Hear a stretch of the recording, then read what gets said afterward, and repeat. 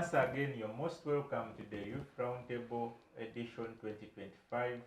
We do welcome you from the Easter holiday to our Catholic colleagues across the world that are tuned to the Youth Roundtable, and our colleagues to the Youth Roundtable. We extend our condolences to the loss of Pope Francis.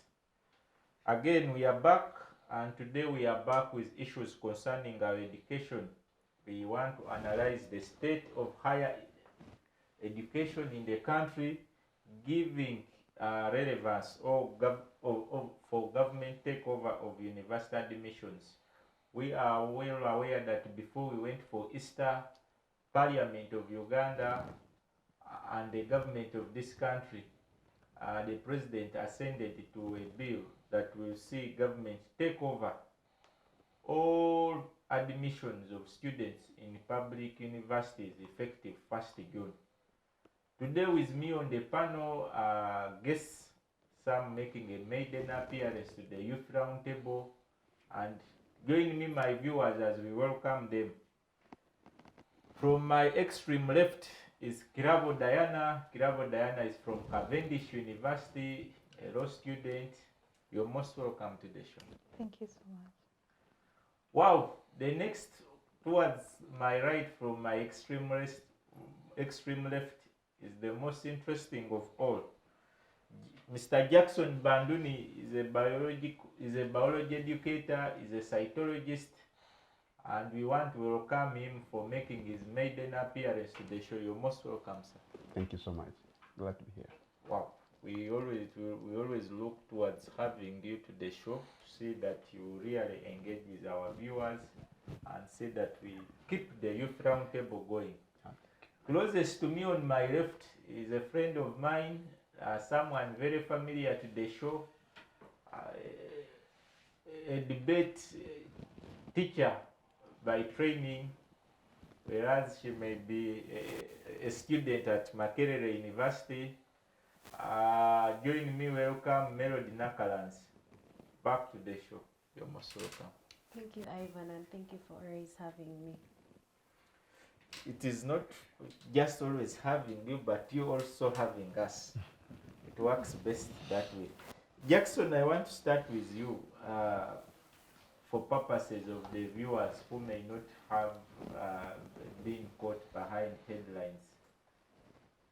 First of all, when you heard of government takeover of university admissions, what came to your mind as a young person, and to young people who may also be behind headlines? Maybe you can share a brief about the entire. Okay, thank you so much, Bwana Moderator. Thank you so much, dear viewers and listeners out there. It's my first time on this show, and I'm so much glad to be here today. And like I said, it's a maiden appearance. Now, I want to begin by stating that to me, good education is a public good. And of course, bad education or poor education is a public menace per se. And of course, that said, like you did asking earlier on, if one is to debate, the state of education in this country and perhaps government takeover of, university admissions, we must first of all give a perspective of history to understand what happened then, and then the current, then why are we talking about an adjustment. It is very clear to know that education in Uganda actually came along with the colonialists in around 1880s, where when the colonialists came in, the missionaries came in and established churches, and of course there was a dire need to to educate or to give formal education to the natives, who will then become servants of the white man. And of course, then around 1914, we now saw actually, Makerere University being started, and then it was said that it is estimated that the population then of the country was around 3 million Ugandans. So there are actually very few people who are seeking tertiary education and university education at large. So that entire thing was actually controlled by the government, and then so it means government had the sole mandate of managing tertiary institution and going forward. But then we see around 1986 to around 2002, or when 7 there, when there was stability, population had increased in the country, Perhaps around 1986, the population of the country was estimated to be around 14 million Ugandans. That meant that actually the number of people who are seeking tertiary institutional education had increased. So the government had taken major steps to institute reforms in our education system. And particularly, if someone is very clear enough, around 1997 there, we saw now what we call liberalization of the Ugandan education system, whereby there was a partnership between public and private partnership, because the number of people who are still yet seeking further education had heightened, and of course there was now need to take some burden off the shoulders of the government to educate the rest of the population. So private actors came in to begin offering education to this country, and I want to say that actually these people have really done a good number they've done a good job of educating our students. Around 70% of the students are actually being educated by these private partners. And of course, this came along with regulations or legal instruments or frameworks to guide the operations. And that's why we now saw the 2001 National Council for Education Act coming into play. And that particularly came to regulate the operation of these private institutions to enable them operate within the confines of the law. But then what happens is, like I said earlier on, these private institutions, being private, most of them actually are under profit margins. It is clear to say that when for one to seek an university admission, they should have a minimum of 2 principal passes, and the principal pass is actually an E. So what it is that we now saw these private institutions actually beginning to take over and admitting humongous numbers of students taking programs, because they can actually, they can be admitted, and that's still in the confines of the law. 2 principal passes, one can get admitted. But as we see now, we're in the 21st century, times have changed. The beats of the drums have changed, and I want to say that it is very important for us to also change our dance strokes. In the 21st century, we are competing globally, and of course, for us to foster economic growth, there is need for us to, to increase our necessary workman force. We must be strategic, must be strategic on our critical human resource. The NDP4 classifies the human resource in the country into 3 clusters. Number 1, which says that we have human resource that is in acute shortages. These are human resource that we don't have. We either don't have the ability to produce them, or and therefore there is a need for us to focus on that. 2, there's human resource that is in moderate supply, whereby we have not enough, but actually we need them to propel the economy forward. Then above all, we have a human resource that of course is in surplus. We have very many of them, and actually brings the notion of unemployment. So if at all we must propel this country forward to maximize on the economy and not taking this country forward economically, we must now be intentional on how we generate the human resource. That therefore means that we actually should be intentional on who. I'll come to that. I think there you'll have driven me far. Yeah. Because we are still on the education reforms themselves. Yeah. If we run to the human resource questions, we shall come to that point. Okay. Diana, Yes. as a law student, if I'm to remember quite well, in 1992, before that, anyone joining a public institution, government was responsible to pay your allowances, pay government-regulated admissions to national colleges, and there was only one public university in 1992, that was Makerere, because I think Mbarara and Guru came just within that very time. 6 years old government then decided to adopt a systemic policy shift to see that they provide institutional autonomy to bring many universities on board to help on the surging number that Makerere had to contain. And I believe the will was good to see that they were changing a lot of policy to see that they privatize a lot of some of these institutions to allow also other players join the business of education. But 33 years later, we are switching back. First of all, what is your view on the amendment as a law student, as a young Ugandan? What do you perceive of the amendment itself that affects 1st June maybe? Thank you so much for having me on the show. I saw the headlines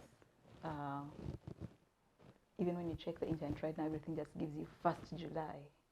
There's nothing to show. There's no trail to show. The discussions have been happening. Maybe these are the challenges we have faced, and maybe we have resolved we need to go back to where we were. So whoever sat, whatever circle sat and saw it supposed to be the way they want to be, I think did not think of the legal and practical part of it. Because currently I understand all the tertiary institutions are governed by the University and Other Tertiary Institutions Act. And so they are mandated, they're provided for. Our constitution provides for our education rights. Every Ugandan should have access to education, which is good, but that doesn't say that government should then control. No, it's mandated to oversee, to know which university comes. The board of national Council for Higher Education. Yes, is the one that actually you don't just come and because you have money you establish a university. It's no. a regulator. So that body regulates. It sets requirements for you to meet before you can have that institution running. So we need to know, has it failed? We need to know, has it failed? We need to know why behind there. I heard from him, and yes, the will could be good, but is the law allowing them to do so? Have they have to amend that act to say that now the government is taking over admissions. Because if they don't, then it's going to raise constitutional issues. Unless we have money to throw around in courts, because they will do it, universities will go to court and then they'll have to pay them after. So I think they need to first sit properly and amend that act, and then we can go that way if that's what they need to do. I understand it's a goodwill. Yes, there's problems around it. There's problems around it. It has solved that we have access to education, but maybe the quality is wanting, and that's what the government is trying to curb. But how is it doing it? The procedure. The procedure, yeah. It's the issue.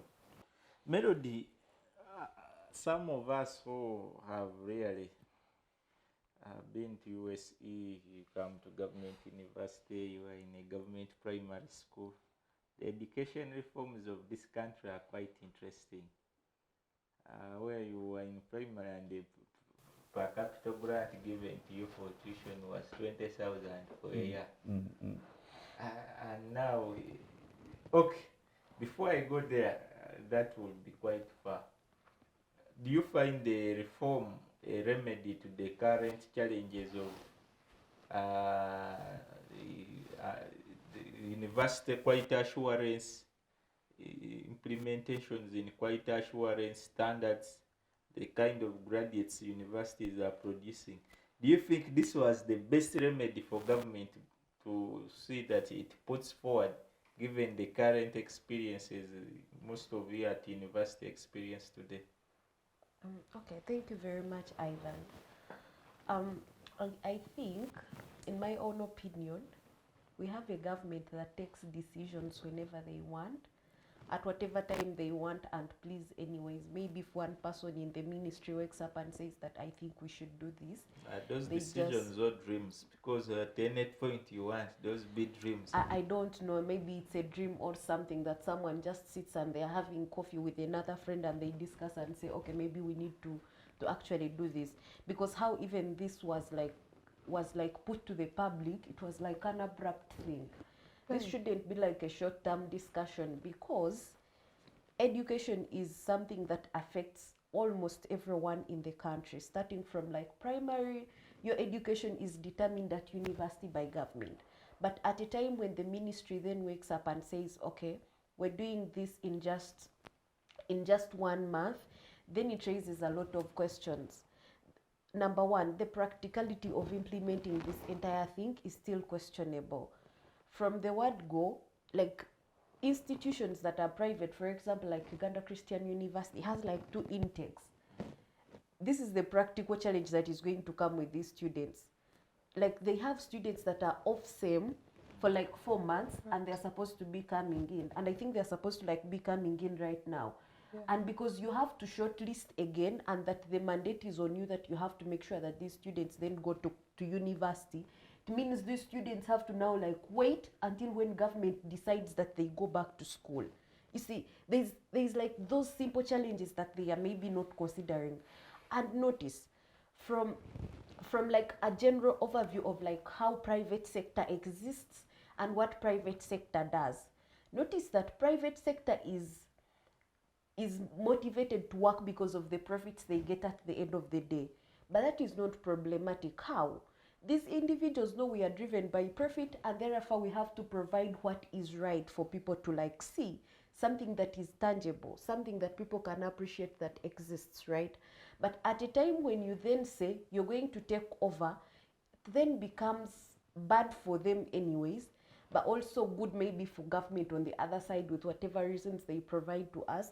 But I think it is a very big thing that needed a lot of discussion first. Maybe like the way policies are passed, you do not pass a policy in just 1 day or 2 days or 1 month. It is something you need to learn, discuss, and understand how it is supposed to be done at the end of the day. I'm just worried about students that are at home and have to wait for another 3 months to come back to school. Don't you think these students will say, okay, Uganda's education system anyways is shitty, so let me just decide to do something else. Maybe let me go and get married. If I'm a girl, if I'm a boy, let me go and marry. Maybe let me go and maybe get a job in the UAE or something else. Do you think it is going to raise those questions at the end of the day? Yeah. You had what? Yes, I just want to paraphrase. Your answers you prepare for my next question. Exactly. Now when my colleague here, Melody, says that the private sector is actually motivated by returns or profits to provide a good or quality education, that's a little bit erroneous, because we've seen private institutions actually admitting more in a previous medical intern strikes or deployment. We saw actually almost a half of the medical interns that are seeking for admission, for deployment, were coming from one university. And that was a big challenge, that universities actually were admitting more. So I believe in our country, the aspect of taking konoku and people exploiting their financial muscles to push their own agenda is there. That's a very big factor. And that actually undermines the quality of human resources we're going to see at the end of the day. Because if the act is very clear. The National Council for Education is very clear. It is meant to accredit the university and the programs based on the infrastructure and human resource. So if a university goes on to actually admit more just for the effect of profits, I believe that undermines. Number two, I just wanted to say that I'm sure that's regulated. Sorry? I'm sure the numbers are regulated. Okay, but then we have a university producing over, last time we had 2,000 interns, and close to 1,000 are coming from one university. So how do you take off that? I told you the numbers are regulated like as they say on paper. So I really believe that it is an issue of impunity that is being orchestrated by our colleagues in the private sector. It is true. People are abusing the law on a broad day, and that's something I could disagree with. And that's why I'm saying, if at all we must produce quality workman force for this country, we must regulate who is admitted for which program and when. Okay, now this is a problem then if we have to go that way. I think it is important then that we understand that we are working in a government that is not perfect. You proceed with that, right? True. For instance, government has failed to accredit courses even at universities like Makerere. I think about 2 or 3 years ago, students not only all public. Actually, all public universities, you find that like for all the courses at a college, then only one course is accredited. How was that problematic? Individuals that were going outside the country to take further studies were sort of told to go back to National Council and make sure that you actually shown that you actually did this course, and then you're supposed to proceed. Notice that government is already failing in its own in its responsibility to make sure that public universities are actually doing good. For instance, an institution like Makerere is still grappling with issues of like financing and students striking and things like that. if then they have to take on another mandate of now taking over private admissions, it then becomes problematic. But also he says that we think they are taking up more admissions and things like that. I think the role of government is regulation, like we say. I think the regulation part is very important. And how do they regulate? Remember, these universities and institutions, some of them operate on like religious lines. Like Uganda Christian University will not like admit a Muslim. Like Islamic University will not admit a Christian because they have those values. So what happens at a time when they have to take up such considerations? I think it then becomes hard.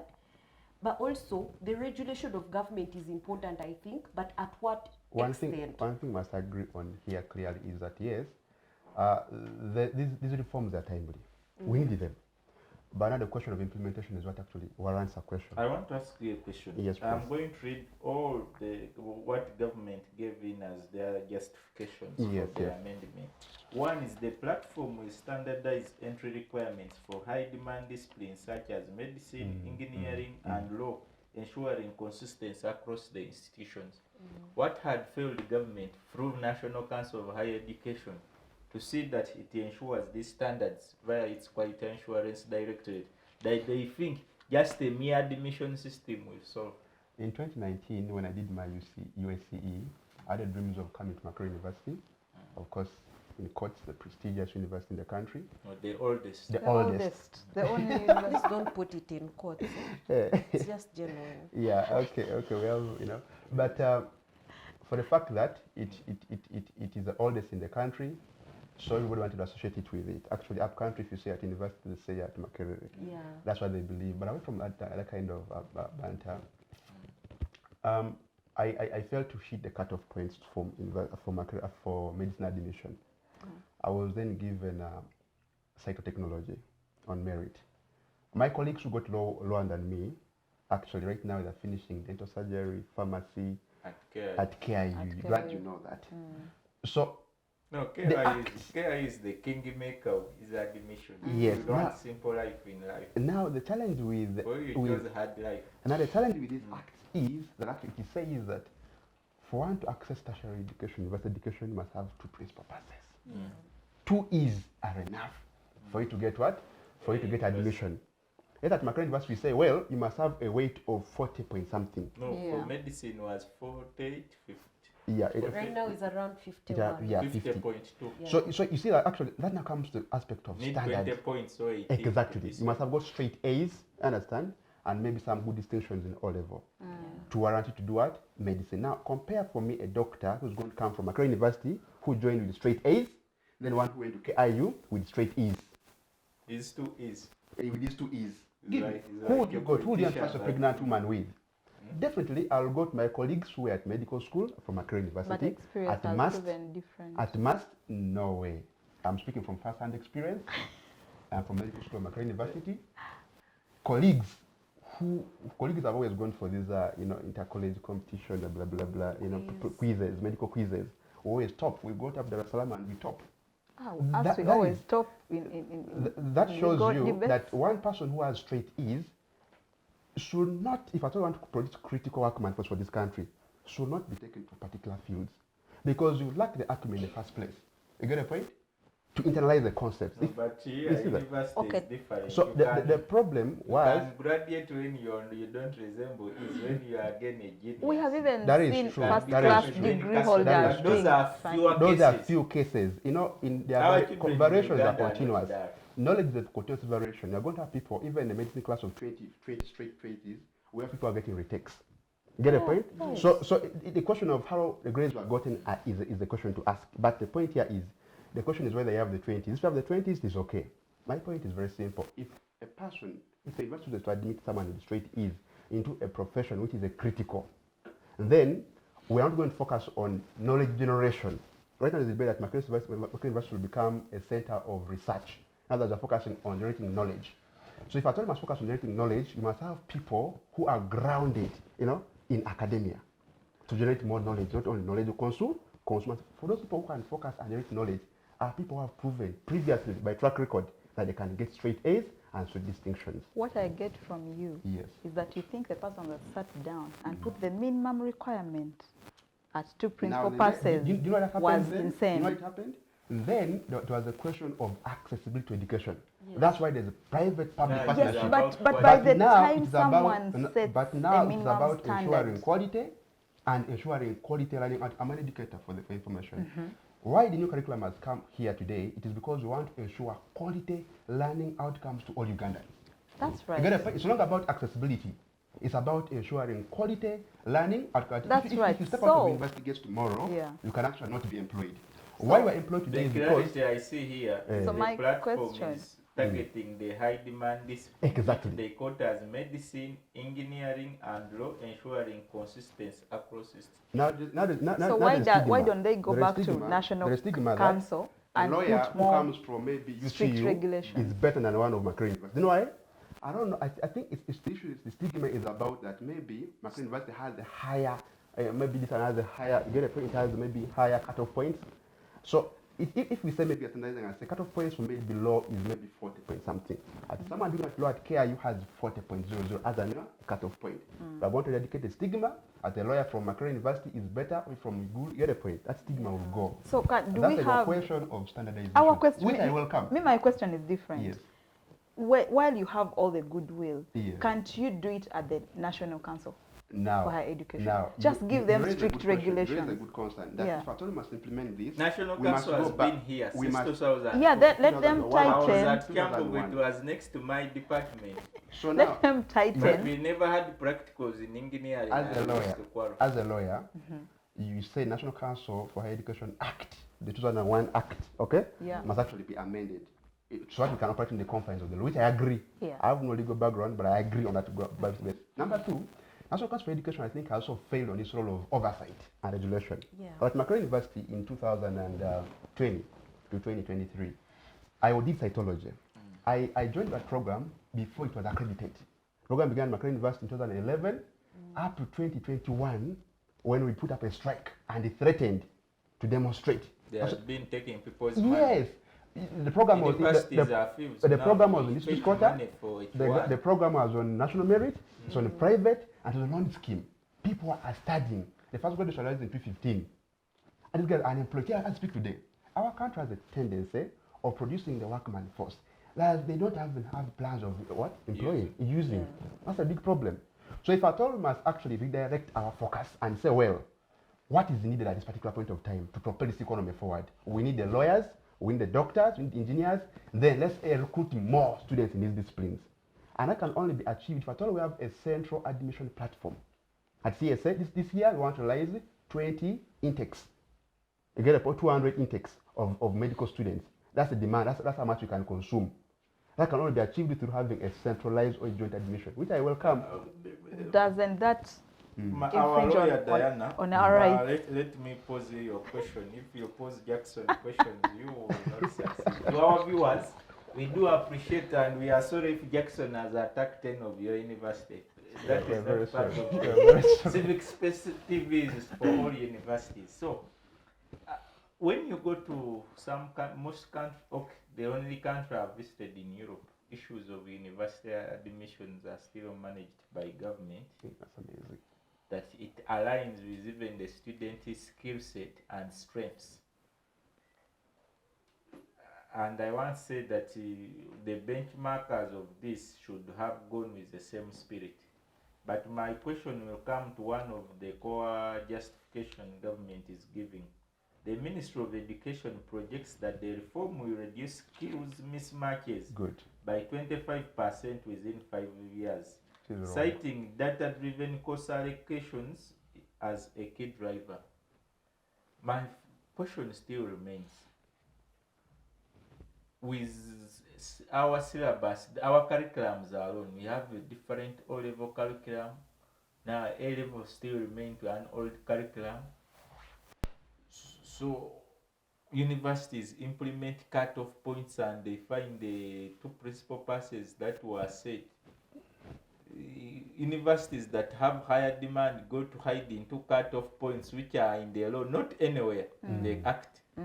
the universities which want to make business hide in the principal passes with all these functions in the implementations and legal obedience. Because if there was obedience, a university would only require 2 principal passes. And then say the others you have lost because we chose our cream, but would not implement. Yeah. With the privatization of the education itself, as a lawyer to be, as a parent to be in this country, and as an advocate of young people, do you think first government has the capacity? But never, never. You can speak more energetically than that.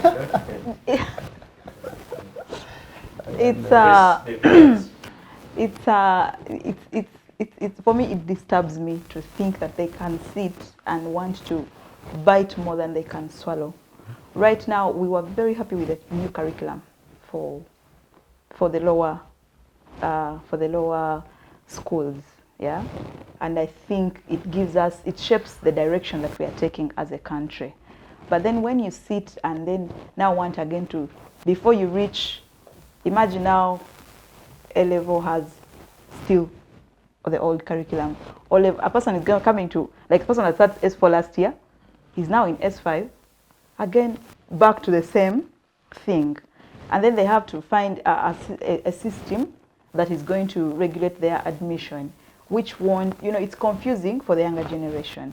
So I really don't think we have thought through this. I think it needs broad discussions to try and tackle, you manage your risks. So if we do this, how do we come out of it? What haven't we done before? And given that already the private universities have their, they run their things academically, financially, they are normally funded, they're self-funded, either individuals or churches or corporate organizations. So I think they were enjoying they have to leverage on what they have to do for them to balance their businesses. At the end of the day, it's a business, we agree. But what I think for the high demand courses, like the government puts it, I think they can still go back and say, okay, previously we had said 2 principal passes as the minimum entry requirement. Okay, now let's tighten and say at O level there should be maybe 5 credits or 3 credits or 7 credits, whatever, yeah. And then also in A level, let's try to say if the person has done these particular course subjects, like tighten it in a way that not just every principal. I can't have a principal pass in art and entrepreneurship and then I apply for law. Yeah, tighten it a bit and say for as long as this person has done maybe their literature, their English, their history, the courses that really are relevant to the course that they want to do. So I think they can then say true principal passes of those particular subjects. Then they can have that. I really think that they rushed to the highest of solutions. Yet there are other solutions they could have, like you don't just go to court. You can first talk to someone, make peace with them, like try other avenues of solving the problem. So I truly think we don't have the capacity. If we have failed to handle a mere primary leaving examinations board and we still have issues, we cannot again have to, there is a reason we allowed private universities to come, and the reason was to help with the development of the country. They are playing a big role. One university could not, or even 3 or 4 of the government could not contain all of us. So when again you start to put a small team that will admit in every university, how many people are you going? Maybe they will say again it's employment to the other people that will do the admissions. But how many people are going to do those admissions per intake? KU has 3 intakes. My university has 3 intakes. UCU has 2. And I don't know how many other universities there are in the country. There's so many. So how many people are going to sit? And then we have issues of corruption in our country. How sure are we that then this particular team of the system is not going now to be paid to pass this university's intake? How sure are we?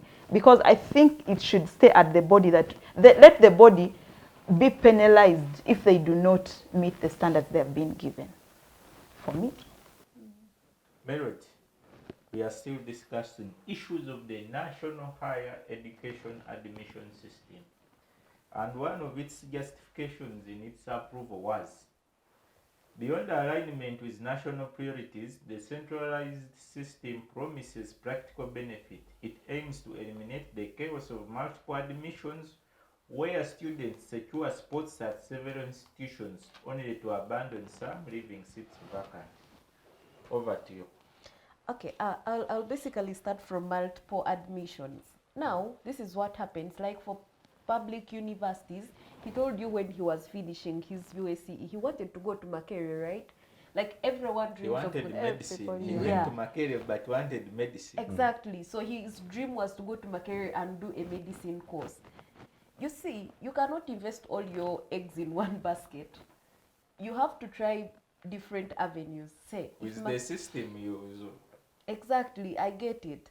That even when you're applying for your child right now, you will apply at Makerere and apply at Chambogo, even when they are both public universities. You never know, maybe Makerere will not give you. Then your child has to go to Chambogo. But at a time when then Chambogo also does not admit you, you'll find yourself at Kampala University. You get it? Options. So that is what then happens. That even when maybe I think where viewers are not getting it, that this system takes our options. What is in the system is your option. Exactly. That what government has told you to do or what National Council has told you to do is what you're going to do. I think also in that article that they wrote, the government was saying that we invest a lot of money in these admissions and then students abandon these admissions at the end of the day. For example, like the list for national merit has been released. I don't know if it is Makerere only or even other institutions. But they admit you and they give you a course like education. You are maybe at school and you did biology, chemistry and math and you're like, guys, I want to go to Makerere and be a lawyer and be a medical doctor. And then these people are pushing you to go and study education, biology and chemistry. This kid is not going to take that course. That is not what they want to do. When actually you can offer them a better option of what they actually aspire to be in the future. You get it? So even when government says that that maybe students are not meeting the criteria and things like that, I think it goes to personal aspirations of what you want to do in the future and who then offers you that platform to explore and like do what you want to do at the end of the day. And then also, I think the important thing that we need to discuss today is about accessibility to education and the quality of education that comes out at the end of the day. I think that is what he was actually trying to elaborate when he was speaking. The education system in the country has changed over time. For example, I think in the previous years, before most of us even started school, the enrollment for like primary education was like 2 million only. But I think right now it has pushed up to 8 million in the entire country. It means that maybe the country has achieved a certain level of education accessibility, that at least the right to education, I think the biggest population can can at least get it.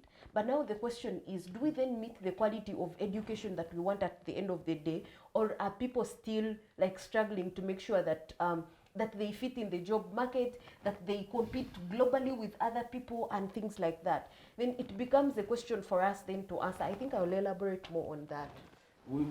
I'll come back to you, Jackson, after our short break. We want to appreciate you, our viewers, as we go for a short break. Let's return with issues concerning our education system. Thank you very much. Stay tuned. Digital rights are those human rights and legal rights that allow individuals to access, use, create and publish digital media or to access and use computers, other electronic devices and telecommunication networks.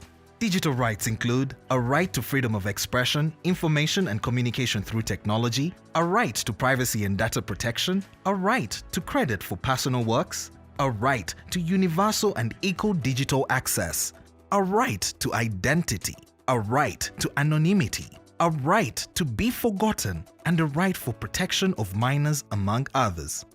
The state's digital rights are frequently violated through various unfair actions, for example, blockage of websites and social networks, theft of credentials, unauthorized use of people's data for personal gain, privacy intrusion, online censorship, arrests and intimidation of online users, internet blockages, and the proliferation of laws and regulations that undermine the potential of technology to drive social, economic, and political development worldwide. It is hence every citizen's responsibility to respect rights of other digital users and to speak out or report to the responsible parties when one's rights are violated. You are most welcome from our break. As we went for the break, we were joined by a panelist who is very familiar with you, our viewers on this show, Honorable Amanya Abdu. We refer to him as our youth political don of the show. He's a lawyer, he's an aspiring youth representative also for the people of Northern Uganda. You're most welcome. Thank you so much, my brother Edward. Direct, as an upcoming policy maker and as a person who is so passionate about education, both Islamic and religious education, because for the time I've known you also to be very concerned with upbringing of young people. Absolutely. What are your opening remarks to the topic? Many thanks, my brother, and the esteemed panelists with whom I share the bench with today. A very good morning to you all, dear viewers. Many thanks for always tuning into civic space. Like I did say sometime earlier on, this is a very important space that each and every person should interest ourselves in. The kind of conversations that we do have here are not only enlightening, but they are triggering actions towards bettering our society. Now, today, I want to address myself specifically with a topic which I find it very interesting. And before I actually delve into this, my brother, I want us to look into two incidences that has manifested in recent times. When Martha Karua came to represent Honorable Besije in the court case, the law council refused to grant her access to represent. Now, remember, this is the East African community. We subscribe to the same education policies. We have the same target objectives for the labor market. If at all, a Ugandan lawyer, for instance, cannot be allowed to practice in Tanzania, or a Kenyan lawyer cannot be allowed to practice in Uganda, what does that tell you or tell the people outside there? So it begs the question of how credible our education system is. There are very many Ugandans within who studied law from other universities, from other from other countries. But when they come back here, the Law Development Center does not take them. Could that mean that our standard is too high, that other countries You bring a very good victim, LDC. LDC is one of them. Now, another incident that we should recall quickly is in the year 2023, we read newspaper articles saying that, is it the British or the UK rejected a number of our She was here. One of the victims is a member of our show. Absolutely. I ever heard him actually decrying that. So you realize that we have to ask ourselves the fundamental question whether our education system aligns with the global demands or the global standards. That is very important, because if at the end of the day we train our students in these universities but they cannot be admitted or to practice in other countries, then that tells you that our education system has fundamental flaws that has to be fixed. I recall a period in time when actually, let's look into the National Council for Higher Education before I bring the next point that I want to talk about. The fundamental obligation of the National Council for Higher Education is to regulate academics. Now, you realize that the number of universities that have quality assurance departments do not actually give time to study the curriculum that they're teaching to these students here. How could it be that a university wakes up after 5 years to discover that the courses that they're teaching are outdated? Where does that leave all those students paid the 20,000? They paid that. They paid that. So per academic year. Absolutely. These are some of the 22,000. These are some of the painful situations that we are seeing. We have the best brains in this country here, but they cannot see this. Could it be that they are adamant, or could it be that they have done so, but the government is unwilling to listen to them? We have Punjab. the Public Universities Admission Board, Yeah. that it is compulsory, as if each and every person is going to be admitted in a public university. We all fill these forms here. We pay 52,000 Ugandan shillings. I remember as of then, I don't know whether it has increased right now. Each and everybody fills these forms, but to what end has this program been useful to the people? Students or parents incur heavy costs. But then I think there is a fundamental problem with liberalism in education sector. I've always held a view, and this is the wisdom that I'm trying to proffer to the country, that sectors such as education, energy, security, and health should be the domain of the government. It shouldn't be privatized no matter what. Because at the end of the day, if at all capitalists come in, they prioritize profit over access. For example, in education, and that is something that we cannot take. Right now, the cutoff points are being raised deliberately high to give opportunity for the capitalists to have students in their universities. Now, I want to also assume that some of these universities or other institutions are owned by the government officials. So they are creating market actually for the universities.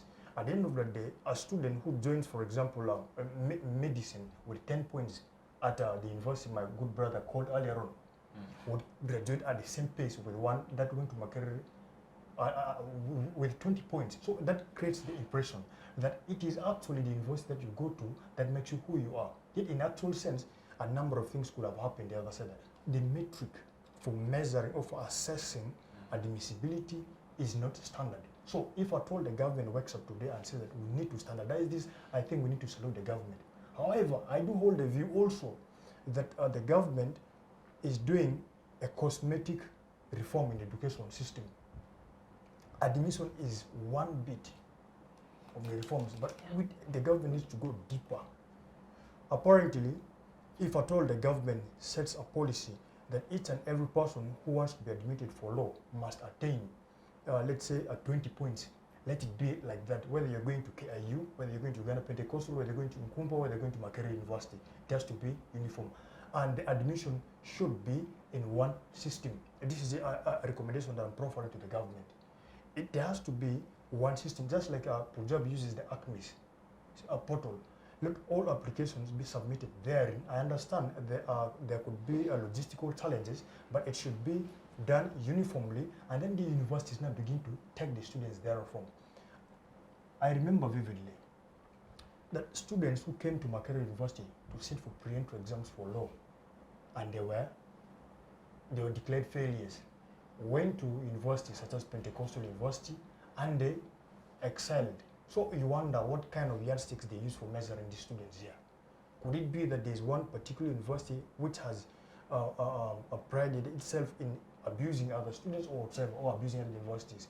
Because there is no uniform metric for measuring credibility for admission in certain universities. So I think this is something that has to be reformed fundamentally. Now, we have other students who join the university from institutions of higher learning.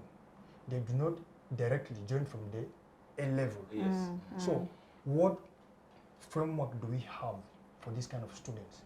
That needed the Ministry of Education. It needs It's the really Ministry a of technical Education to question. come in. There are people who first of all do certificate, who do bachelor's, and Diploma. who enroll into university. Do we have a framework for accepting these people in? Apparently it's not there. There is, I think. Okay, not in all There's universities. always an equivalent. Yes. So, yeah. Yes, I understand. There, for instance, in Nakalanzi University, I have interacted with a student who wanted to do economics at Makerere University, but this student failed. Okay, did not attain the cutoff points, so goes to the university and pursues advanced certificate in economics. And then I am told that after doing this particular course, he can now enroll for the university degree at Makerere University or even within the university. These programs are there, but are they in all the universities? So my conclusive remark, particularly on this, is that we have to liberalize access to education, but we should not commoditize education itself. I thank you, my brother. Thank you very much. I still had a question for you, but Yes. Diana, Yes. you really got touched by the manner and the approach or methodology government looks to intend to achieve its national higher education admission system. And if I'm to get, you raise issues of the procedure, presentation of the affair to most of the institutions. Right. Do you think, or you as an individual, given that July 1st, it's just 60 days or 90 days from now, and we shall have our latest USE joining universities in August. Do you think do you feel they have created enough atmosphere both for the universities adopting this system, but also the student population entering into this system? Then with this system, if there is any big disadvantage it brings, is alternatives. We are unfortunate that we have not yet had more in-depth conversations with the spokesperson at Ministry of Education, because we had wanted to assess the effectiveness of alternatives to provide in terms of choices. That how many choices does the admission system give? Yeah. Because otherwise, as a legal scholar, it may create a lot of injustices to someone misses and then can't join any of the universities. What is your take on the readiness? Thank you, my brother. In fact, for me, when I saw when I saw it popping on in the new vision, I said, okay. It was shocking to me, and I believe it is shocking to the to the most university management boards. I'm sure it is so soon, and I've never seen our government push us so fast like this. Even when we were transitioning from a normal passport to the East African passport, they gave us time. They said the parish development model was given time. Yeah, they usually give you time. They say in 3 years or in 2 years. Parish gives what? Yeah, this is what will happen. So I do not know what is so unique about national higher education admissions that has to be. I don't know what is so urgent. Before the next election. Yeah, before so it is so. It is so confusing to the young mind. It is so, I do not know the urgency. Electoral Commission has no money for elections, but we have a new system. We have a new system which is going to, first of all, it needs training. This is not something we have always done. If they had been doing it previously, say they were managing admissions in secondary school, if they had started it then, maybe we would be sure there's people that know what to do and they have been trained. But this is I think I raised the issue of a time frame because we are 90 days towards university students going back to university. Yeah. So first of all, for you to, even when you have studied and you're a graduate, for you at your workplace, you have like 6 months to come to speed with what you're going to do. So have they trained these individuals? Already admissions are ongoing. Yes. We saw a list of the public universities that have already, given their lists. And I'm sure if you are a new entrant and you have not seen your name, right now you are rushing to the other options you have to make sure you get a placement. So for our seniors in the Ministry of Education, how was work being done before it came to us? How I do not think I feel it's going to just cause confusion all over the place, and very many people will be left. We have just come back from COVID, where very many youths ended up into marriages, unwanted pregnancies, and everything. And then you bring this other stress right now. I don't think whoever is behind it has the best of interest to the Ugandan youths, and let alone development as a country. And yeah, because I think there's preparation that needs to be done, and then we can move forward. I have no problem. I know it has been done in other countries. I saw in 2019 Afghanistan actually the government took over admissions in private universities because of reasons cited in our own situation. Yeah, so I know it's being done. I think Tanzania also tried in 2021, and I understand the reasons. However, I think we are rushing too much. We need to again first use all the other approaches before we can deeply confuse ourselves and run ourselves in a deeper. No, but Ugandans, we are very good at confusion. So I'll come to Jackson, our Minister of Education, for the Youth Roundtable. We reappoint you and we request you accept our appointment. Yes. I'll read for you a comparison statement out of the Nile Post. Yes. Uganda's approach draws inspiration from global models but carves its own path. Tanzania's centralized system, for instance, streamlined admissions but allows institutions some flexibility in setting quotas. Hungary and Finland enforce mandatory platforms with rigorous oversight, a model Uganda mirrors, though its blanket inclusion of private institutions sets it apart. South Africa's optional system, by contrast, underscores Uganda's outlier status. Few nations mandate such as comprehensive control. So, when we look at the benchmarking, most of the countries implementing this still control all the universities. Most of those countries are under government, with 80% as of now of the universities in the country being private sector. So I want to begin by accepting the appointment. Thank you so much for that appointment. I pray that even in the coming regime or next term, whatever blessing you receive here is automatically I take it up. I thank God for that. But comparatively, that is okay. In the days of when those of Mr. Museveni were studying, when those of Jomo Kenyatta, when those of Both were studying, we have had history that some Kenyan, president studied here. Our president, Mr. Museveni, did in Dar es Salaam. Interchange. There was an interchange. So basically, we are controlling actually. Study in Uganda, Kenya, study in Dar es Salaam. Exactly. So it means that actually there's something called the East African Education Board. Exactly, that one. It was one East African board. Exactly. Education. And I think that was a brilliant concept.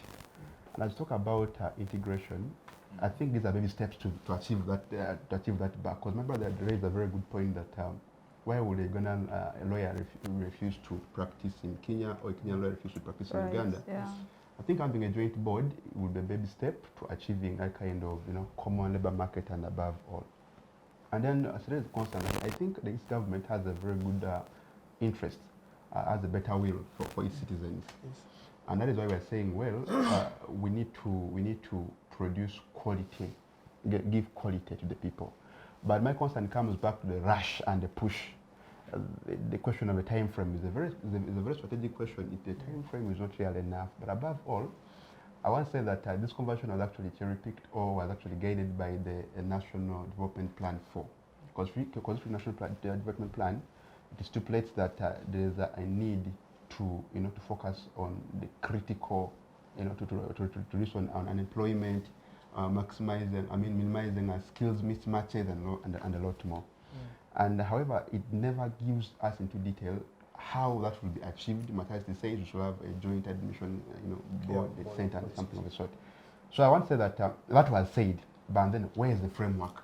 So the framework will further inform us of how we shall achieve it, the physical manner in which we shall realize that. But the question is true. Is it true that we need to work on the quality? It is true, we need to work on the quality because we need to compete globally. And I think the time is now for us to achieve that. Yes, time is now. And then public-private partnership, it is okay. Like I said earlier on, 70% of our students actually being educated by private actors. Yeah. And that we cannot really undermine the role being done by these private proprietors. They are very key players. However, the government must now regulate. My brother, there is a concern that India, whereby the government foresees admission, but universities retain the autonomy on how to control. Yeah, in the letter even here, I just read it. Yeah, that flexibility, yes, setting quotas and participatory approach. Yeah, exactly. Whereby yes, university the government says we need this kind of this is the cutoff, but the university dictates on the modus operandi of admission. Then, but above all, my question goes to the admission. If at all this is centered out, rolled out, Yes. my concern goes to the unemployment the country is going to face. We have academic registrars in universities.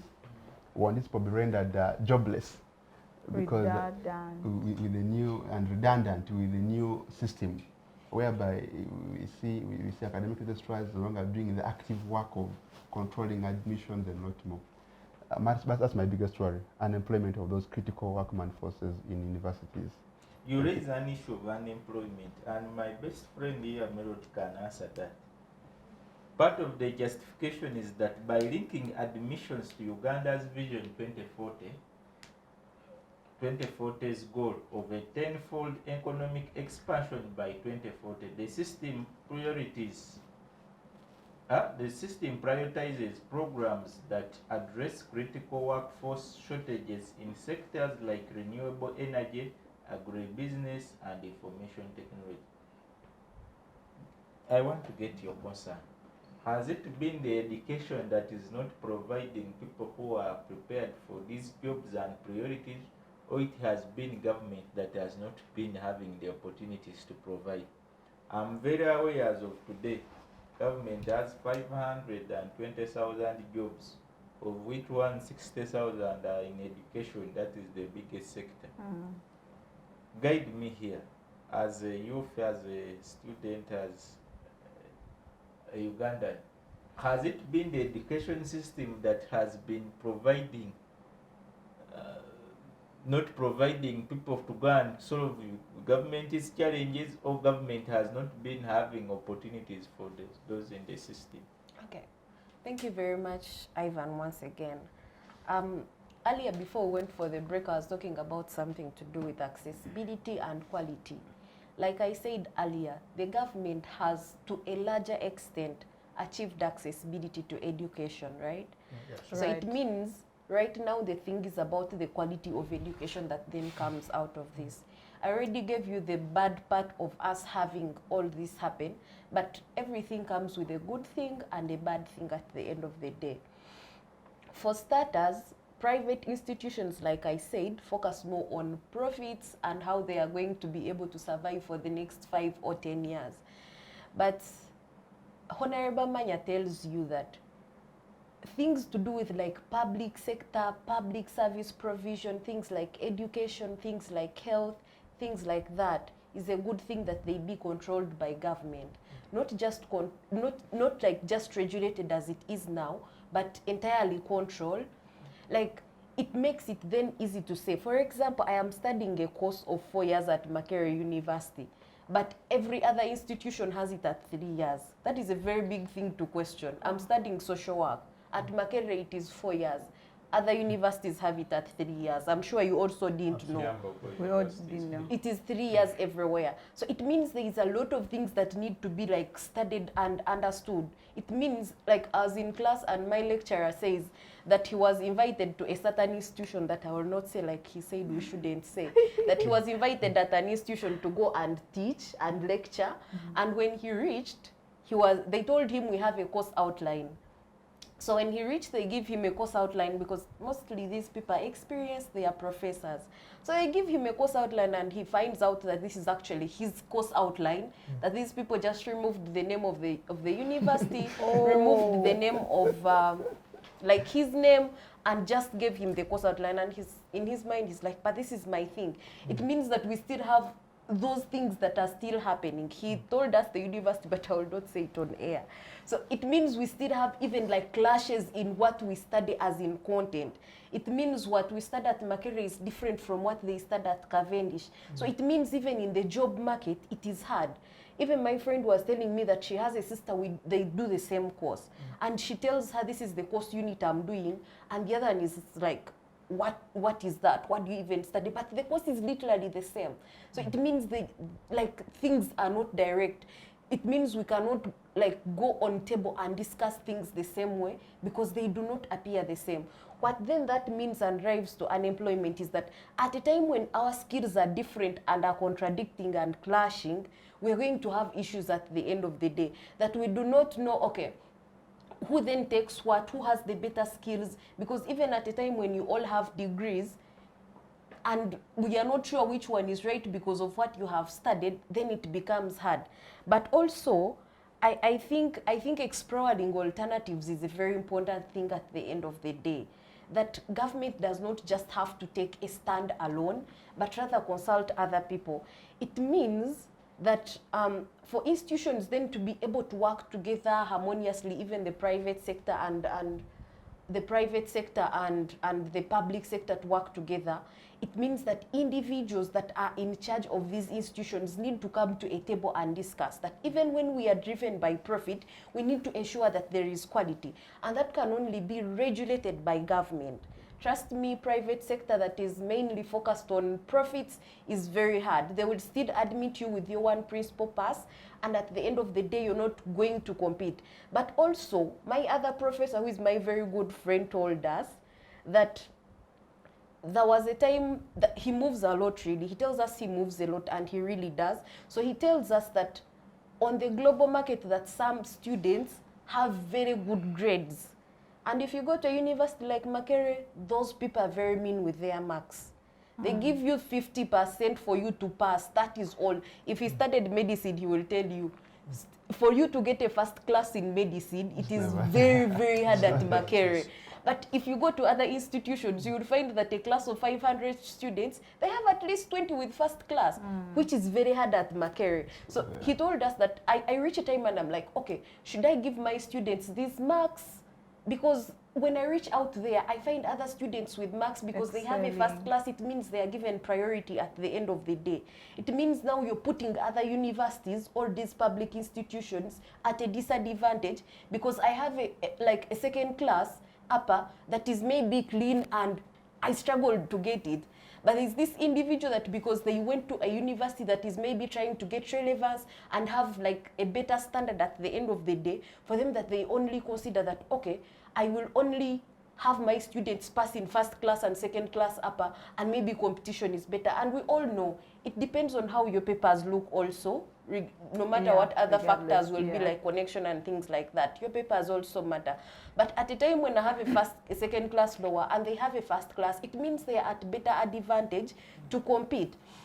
So it means at the scale of unemployment, it means we're going to be like in a better position then to curb these things at the end of the day, because now government is going to say we are having only 200 slots for medicine students in the entire country because that is what our demand is. It means we are not going to graduate 1,000 medicine students and we do not have where to put them. But also I think it is important that they will maybe try to eliminate courses that are not relevant in the particular context of the country, since these things are maybe like long term, that you look at something and say, okay, maybe over the 20 past years we have had a lot of social workers. Do you think we still need more? Courses for that is my course anyways. that we have had a lot of social workers. Okay, if you're a social worker and you're offended, don't worry, I do the same course. That you have had a lot of social workers that are struggling for jobs. Do you then need to educate more? Or can you divert them and take them to another kind of sector? Maybe they could go and do things to do with technical skills, go maybe to other tertiary institutions, not purposely maybe university. Even when we understand that university comes with the privilege of maybe you going to a university and getting that degree. But in the long run, what is that degree going to help you with? What is the degree going to give you? Is it going to give you the chance to go out and become employed, or is it going to send you back to the village like we have seen what happens in the current situation anyways? So I think it is very important that the government is taking such a stand, and that individuals are most likely going to benefit from it if we embrace it, but still questions the time frame that even the students that are applying maybe do not know even this thing is actually happening. Yeah. Thank you very much, Melody. It is always a pleasure to have you. Social works, wow, interesting. Coming to you, my brother, Mr. Jackson. In Uganda today, 26% of those who excel at their Uganda Advanced Certificate of Education qualify to join university under the current public standards. Unfortunately, the private sector has been providing an alternative for thousands of them to also have a chance to acquire what is called a university degree. As we conclude, Yep. where do you think the hope 100 minus 26 is 74? Where do you think the hope of majority Ugandans whom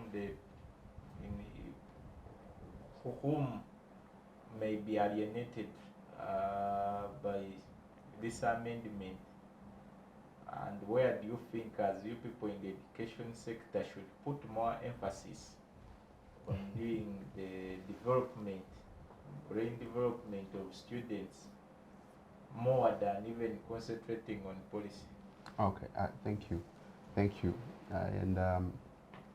In my village, they used to say that the arm of the government is very long. In other words, the government reserves the autonomy to regulate and a lot more.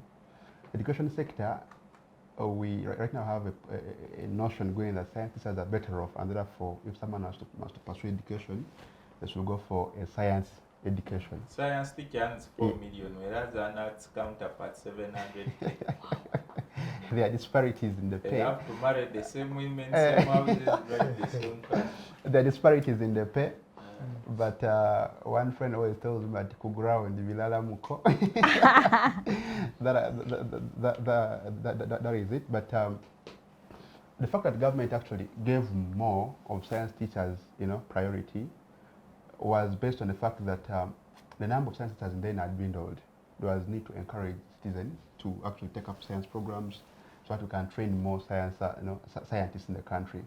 And as we speak now, right now, we're actually having a flourishing number of science teachers. Teacher went back to use his O-level marks O-level course and go back to a science course. And because of that, we are now again seeing that, science, if you go to the biology class of senior 5, senior 6, you're going to find very many more people doing science subjects.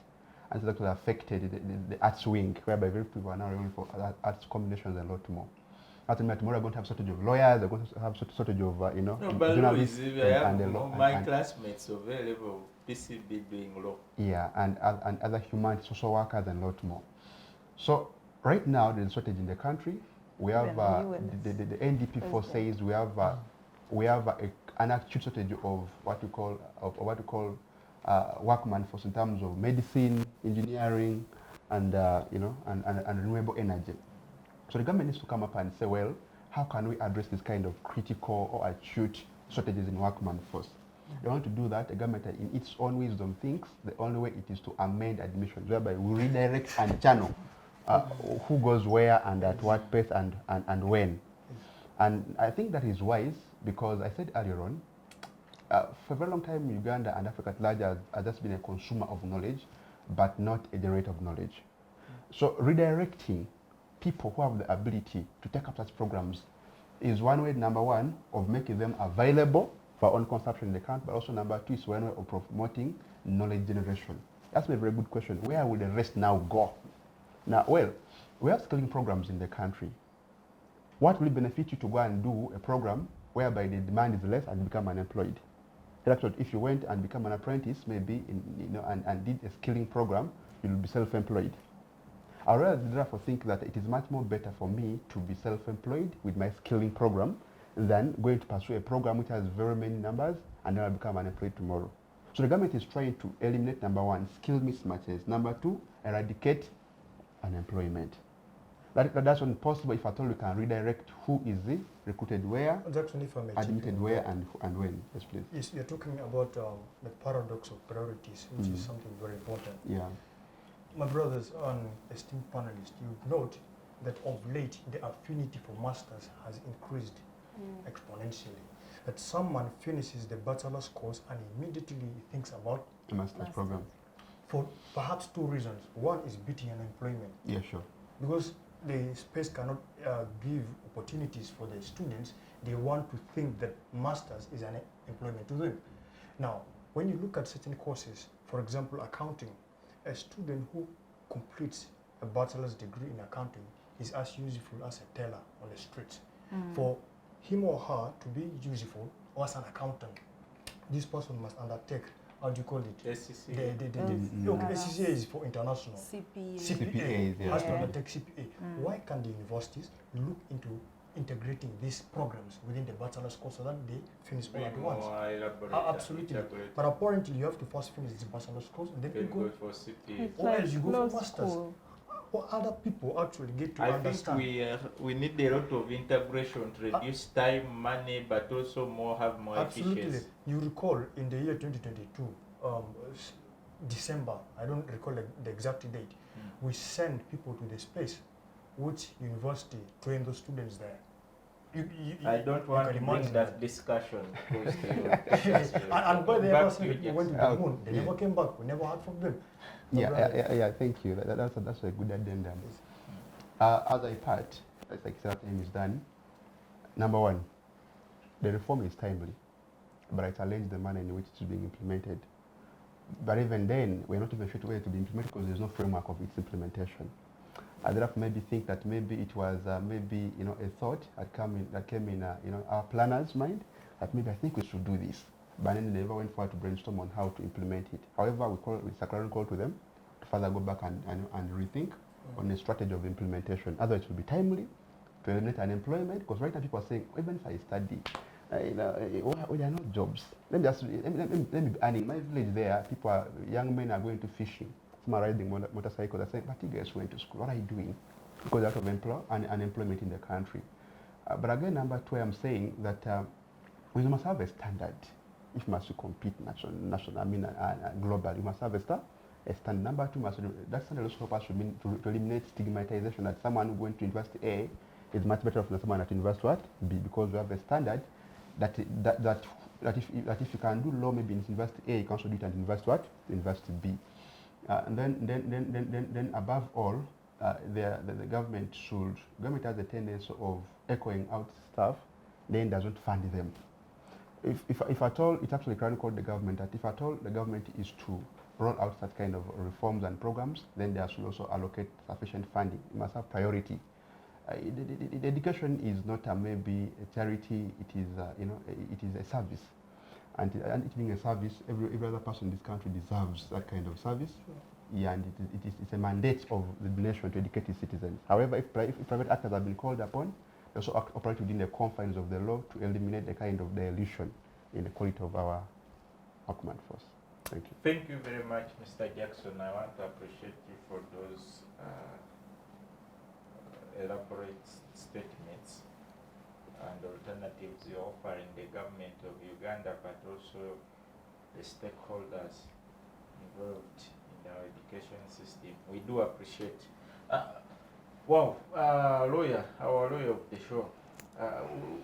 Quite interesting. Our old systems, traditional systems of admission cared for gender-sensitive issues like female, male, disabled, special needs, broke, rich.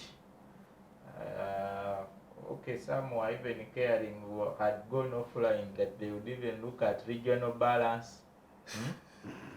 With the new system, with us going more digital and more with the more technological advancement, do you think that now that such centralized system take precedence, they will cause a lot of inequality in terms of gender representation, but also our community, which is the special interest group, because we have not had the ministry pronounce itself anywhere on how it is going to handle such categories? Thank you. Because there are very many broke students who would go and make noise at the university and beg pardon. Thank you so much, and thank you again to our viewers. I think to answer you best is that it's very important for us to appreciate where we have come from and where we are and where we are headed. That the foundation was good, otherwise we would have one region excel better than the other. So I think all those balances were important, and I still believe they exist up to now, especially with the public university admission portal. I think they still consider the different demographics of the people, and I don't think it's about to change. If anything, it's maybe getting better. So I think that is, I'm sure that even when they take over the private admissions, they will still consider that, unless otherwise. But so far I think they cannot go away from that, because it gives chance to all Ugandans, and as per the 1995 Constitution, it is for the people. The people are given priority. So I'm sure everything that is done for the people of Uganda is going to be considered first. However, everything has, I think if we had everyone follow the law, then we wouldn't have courts of the law, we wouldn't have prisons, we wouldn't, yeah. So I'm sure there's when we fall short, and then we are supposed to be checked. So one thing I want to agree with is that the government surely sat and has probably seen it is being dragged behind by the people it has entrusted, and maybe it wants to take back that, you know, even a child, when you give them a lot of access, eventually you have to cut off some privileges for them to get back in shape. So I'm sure the government is right when it sits behind where we can't see and looks at every one of us and says, let's get back this. However, I feel like that's like the highest, like there's a lot more that would be done, not only admissions to solve these other problems that we have. Admissions is one of them, and it's not even at the core. Yeah, it's not even at the core. So I strongly believe nothing is going to change as per gender, regional abilities, admissions into the universities. I just feel that we need time for everything. We need time to train the people that are going, the personnel that is going to do this. I don't know if they're going to tell us that the people who have been admitting in universities are all going to be hired. Even then, they still have to be trained at how they are going to run this general portal right now. So it's a good thing, but I feel as a country, we are in a critical time where we just can't rush something so sensitive like education. Yeah, decisions in education should be given time, should be given a chance for people to study about the impacts. First of all, what is it going to mean for the society, and then for the business community? What is it going to mean for the players? What is it going to mean for all of us at the end of the day? So I think there's still time, that there's still chance. I'm sure our media has a tendency of exaggerating things. I'm sure they just discussed it, but the media says 1st July. Probably someone in a room said. At the level of interaction I've had, it is at a ministry. Yeah. Okay. And all public universities have received a copy of a letter. Okay. Then we will. I'm sure then it's going to attract. First of all, it's unconstitutional in itself, so it is going to attract legal implications. It is going to receive definitely pushbacks from whoever is concerned at a level of following it up, because it cuts like it. First of all, it touches on the independence of the institutions. It touches on the rights as to society to access education whenever we can. Then the quality is, of course, I mean, it is good. I agree. I still feel there is time needed to study it more and apply it very well. But I also think it is not going to affect, let's not fear it so much. It's not going to affect how women were accessing school. No, I don't think it's going to change so much in that direction. Honorable Amanya, as we conclude, one thing I know about you is you hate gambling. If government achieves the proposed reform in its core objectives, it would align Uganda's education system with its economic goals. But if it blunders, will have alienated a very big chunk of the country's young people and the country's future, and that will affect transformative leadership. As a leader, as someone who is so passionate about planning and seeing things are done right, what risk management strategies do you propose should be put into place, including the issue of time framework, but also the issue of stakeholder engagement? Because by the look of even ourselves on the show, majority of people heard of it as last week when it first hit deadlines, but these are students in universities who have young ones joining university. Conclude on this that. Thank you so much for the latitude you've given me.